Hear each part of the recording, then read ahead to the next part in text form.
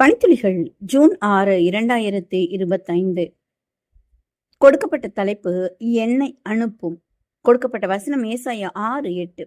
அதற்கு நான், இதோ அடியேன் இருக்கிறேன், என்னை அனுப்பும் என்றேன். 1890 பின்பகுதியில ஸ்வீடிஷ் மிஷனரி எரிக்லாண்ட் அவர்கள் ஊழியத்திற்காக ஸ்பெயின் நாட்டிற்கு செல்ல தேவனால் அழைக்கப்பட்டதை உணர்ந்த போது உடனடியாக கீழ்ப்படிந்தார். அங்கே அவர் குறைந்த அளவில் வெற்றி கண்ட போதும் தேவனுடைய அழைப்பில் திடநம்பிக்கையோடு தன்னுடைய மிஷனரி வேலையை தொடர்ந்தார். ஒரு நாள் அவர் பிரவுலியோ மணிக்கன் என்ற பிலிப்பைன்ஸ் நாட்டு மனிதனை கண்டு அவரோடு சுவிசேஷத்தை பகிர்ந்து கொண்டார். லேண்ட் மற்றும் மணிக்கன் இருவரும் சேர்ந்து பிலிப்பைன்ஸ் மொழியில வேதாகமத்தை மொழிபெயர்த்தாங்க.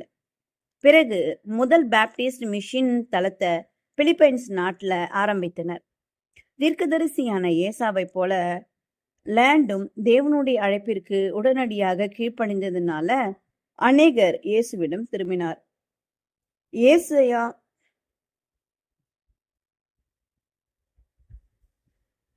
6:8 நிகழ்காலத்துக்குரிய நியாய தீர்ப்பையும் வருங்காலத்திற்குரிய நம்பிக்கையும் இஸ்ரவேலருக்கு அறிவிக்க விருப்பமுள்ள ஒருவரை தேவன் கேட்டபோது, இதோ அடியேன் இருக்கிறேன், என்னை அனுப்பும் என்று ஏசாயா தைரியமாக முன்வந்தார்.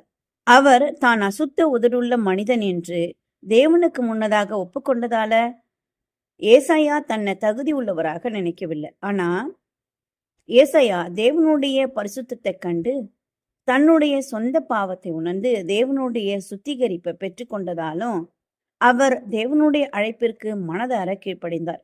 அவருக்காக ஏதாவது செய்ய தேவன் உங்களை அழைக்கிறாரா? நீங்கள் பின்வாங்கி கொண்டிருக்கிறீர்களா? அப்படி இருந்தா இயேசுவின் மரணம் மற்றும் உயிர்த்தெழுதல் மூலமாக தேவன் உங்களுக்கு செய்த எல்லாவற்றையும் நினைவு கூறுங்க. நமக்கு உதவி செய்யவும் நம்மை வழிநடத்தவும் தேவனும் நமக்கு பரிசுத்த ஆவியானவரை கொடுத்திருக்கிறார். யோவான் 14:26 என் நாமத்தினாலே பிதா அனுப்ப போகிற பரிசுத்த ஆவியாகிய தேற்றரவாளனே எல்லாவற்றையும் உங்களுக்கு போதித்து நான் உங்களுக்கு சொன்ன எல்லாவற்றையும் உங்களுக்கு நினைப்பூட்டுவார் என்று சொல்லப்பட்டிருக்கிறது. பரிசுத்த ஆவியானவர் தேவனுடைய அழைப்பிற்கு கீழ்ப்படிய நம்மை ஆயத்தப்படுத்துவார். ஏசாயாவை போல நாமும் என்னை அனுப்பும் என்று கூறுவோமா?